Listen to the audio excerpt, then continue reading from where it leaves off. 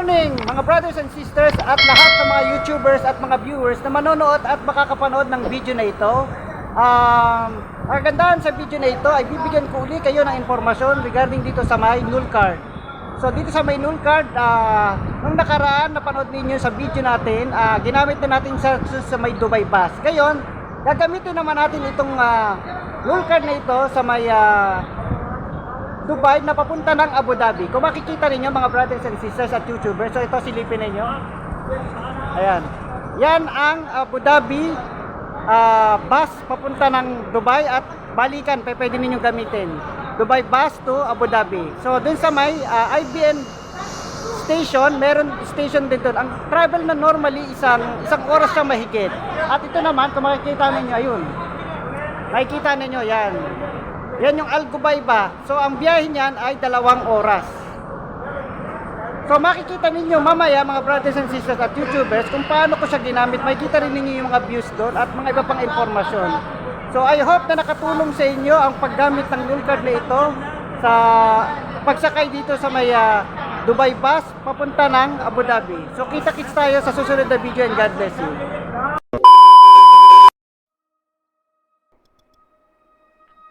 Here we go. To all viewers and other nationalities that watching this video, if you can see, now I am walking to see the bus going to Abu Dhabi. If you can see in the video also that the bus station is very close to Dubai Metro, IBN Batuta Station Metro. So it's very near. Approximately walking is 1 minute only, 1 minute to 2 minutes. It depends upon your walk.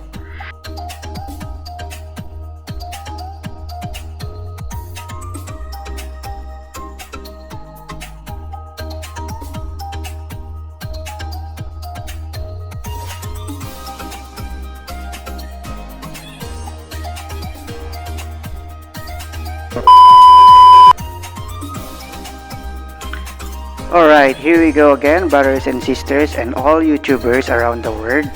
Now we are here inside the bus. Inside the bus now, you can see the outside. I'm taking video from the inside to outside so that you can see. So later on, you're gonna see also inside the bus.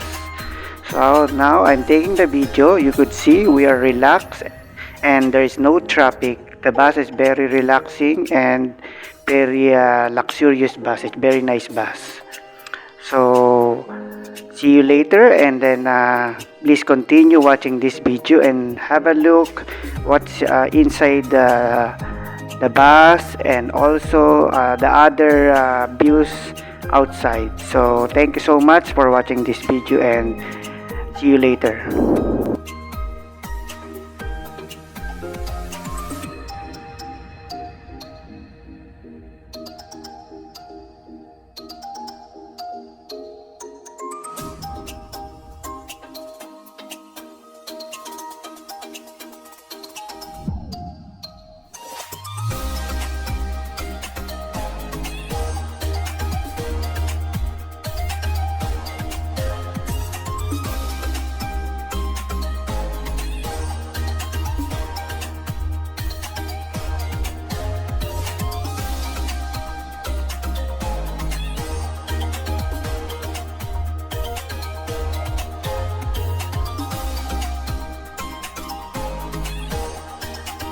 Alright, so now here we go again.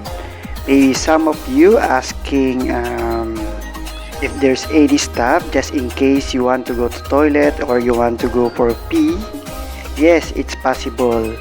There is a stop and you could go to toilet because some of the drivers they're praying for a while and then the bus stopped. So while the bus stop, you could go to a toilet, so to go for pee. So I hope that I'm giving you more information regarding this video to help you a lot and complete this video to serve you well to all viewers. Thank you so much.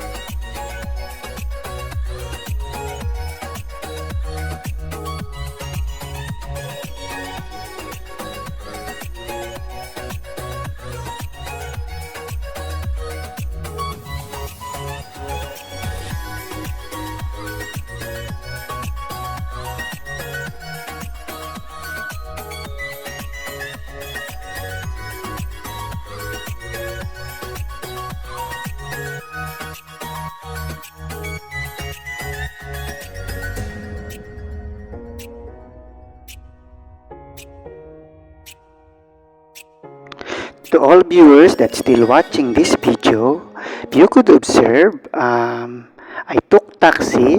The reason why is I want you to see the beauty of Abu Dhabi. There's a lot of buildings and more clear video. So in that video, what I did, I took taxi going to Al-Wada Mall, which is very close to the Abu Dhabi terminal going to Dubai. And later on, from the bus, you could see also, because it's more clear to take video using a taxi, because from there you could see it's very near, very close, and very nice.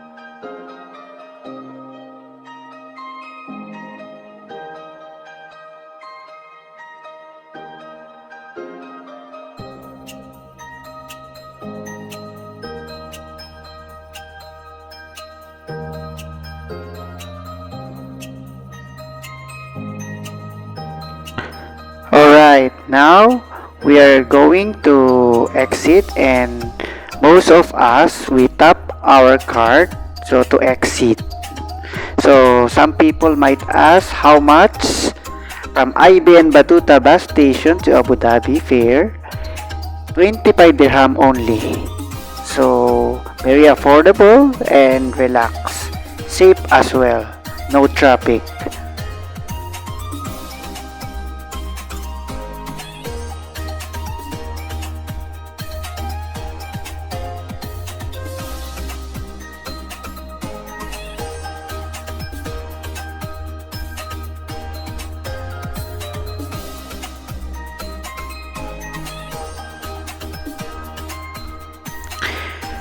some people also might ask, what if they are from Al Ghubaiba station?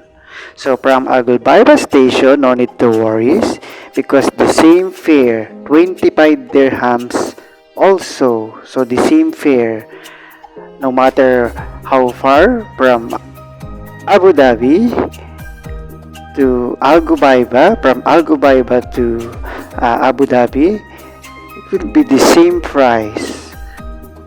Alright, brothers and sisters and all viewers, thank you so much for watching this video and see you on the next video for more information. God bless.